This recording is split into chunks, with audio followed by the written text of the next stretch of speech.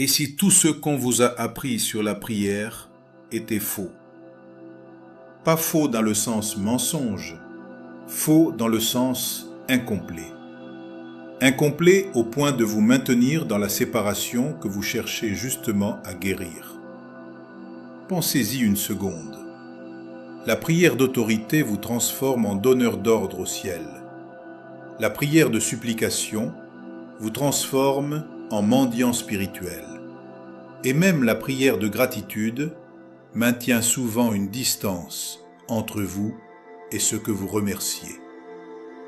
Il y a toujours deux, vous et Dieu, vous et la source, le chercheur et ce qui est cherché. Mais que se passerait-il si cette séparation n'existait que dans votre mental? Enfant, j'ai grandi entre deux mondes spirituels qui me laissaient vide. Mon père priait avec autorité. Des ordres lancés au ciel comme s'il négociait un contrat commercial avec Dieu. À l'église catholique, j'entendais des supplications, des voix mélancoliques, teintées de manque, de culpabilité, d'indignité. Et très jeune, quelque chose en moi s'est révolté. Pas contre Dieu, mais contre cette idée que nous étions séparés de lui. Je me disais, si Dieu est vraiment amour infini, pourquoi la prière ne ressemblerait-elle pas à deux amoureux qui se murmurent des secrets? Pourquoi ce ton de distance? C'est ainsi qu'avec des amis de l'Alliance universelle, j'ai découvert le dialogue avec la source. Un dialogue doux, intime, complice. Une révolution pour moi. Mais avec les années, j'ai réalisé quelque chose de plus profond encore. Même dans ce dialogue sacré, le mental restait aux commandes. C'était toujours mon ego qui posait les questions, mon penseur qui analysait les réponses, ma personnalité qui cherchait à comprendre. Et un jour, une intuition m'a traversé, inspirée, ironiquement, par la physique quantique. En mécanique quantique, une particule existe en état de superposition. Elle est partout et nulle part, jusqu'à ce qu'un observateur la regarde. À ce moment, la fonction d'onde s'effondre et la particule apparaît dans un point précis. L'acte d'observer crée la limitation. De la même façon, j'ai compris que notre ego, notre penseur, est comme cet observateur qui fait s'effondrer notre vastitude infinie. Dès qu'il intervient, nous redevenons petits, séparés, limités. Alors une question radicale m'a habité. Que se passerait-il si nous écoutions un dialogue entre l'être et l'être, sans que le penseur n'intervienne? Que se passerait-il si les paroles de la source atteignaient directement notre subconscient, en contournant complètement le filtre mental? C'est ce que j'appelle la méditation dialoguée. Alors, concrètement, comment ça marche? La méditation dialoguée n'est ni une prière traditionnelle, ni une méditation silencieuse.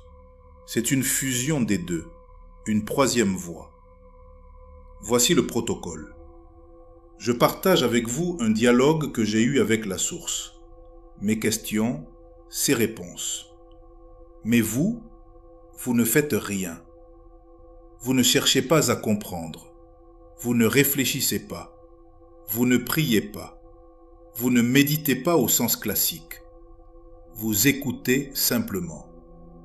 Comme si vous surpreniez une conversation intime entre deux amoureux dans un jardin.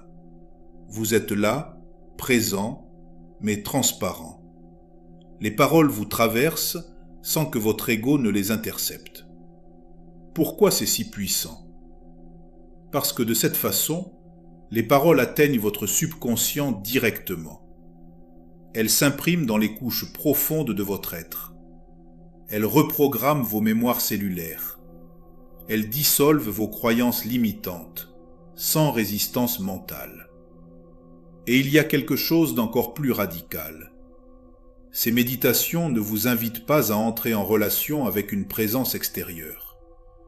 Elles vous invitent à vous reconnaître comme cette présence, à réaliser que la voix qui parle et la voix qui écoute sont la même. Que cette voix, c'est votre véritable identité. C'est ce que vous êtes en vérité. Vous n'êtes pas le chercheur. Vous êtes ce qui est cherché. Ces méditations sont des invitations à ce que l'être se parle à lui-même, à travers moi, à travers vous, pour se rappeler qui il est. Qu'est-ce que ça change concrètement?